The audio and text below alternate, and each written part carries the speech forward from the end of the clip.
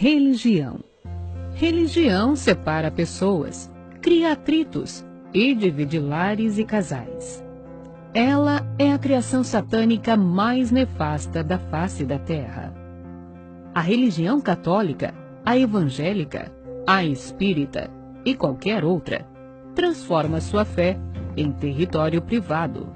O religioso é apaixonado e às vezes até fanático, porque usa a fé sem o uso da inteligência, da razão.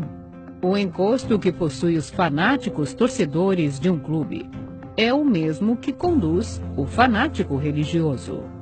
A história registra que as maiores guerras da história da humanidade tinham como pano de fundo a religião.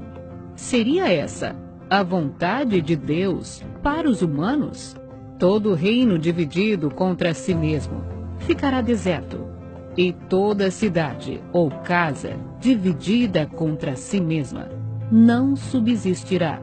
Mateus, capítulo 12, versículo 25. O Senhor Jesus não criou uma religião. Ele instituiu o reino de Deus, isto é, a sua igreja. As pessoas que compõem tal reino ou igreja vivem sujeitas ao senhorio de Jesus.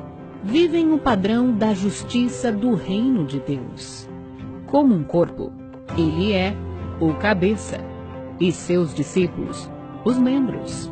Esse corpo possui um só Espírito, o Espírito Santo, um só coração, um novo coração, uma só mente, a mente de Cristo, um só pensamento, o pensamento da Palavra de Deus, uma só fé, a fé sobrenatural, um só caráter, o caráter de Deus, uma só direção, a direção do Espírito de Jesus.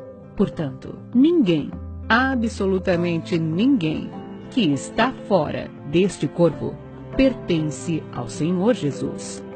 Não adianta confessá-lo como Senhor e não obedecê-lo, invocá-lo e não ouvi-lo, frequentar uma instituição chamada de igreja e não comportar-se como diz a Bíblia, para fazer parte dele ou do seu corpo, só nascendo da água e do Espírito Santo.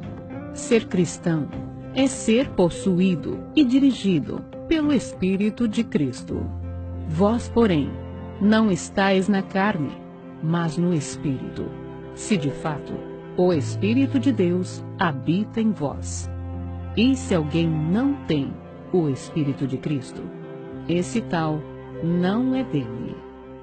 Romanos, capítulo 8, versículo 9.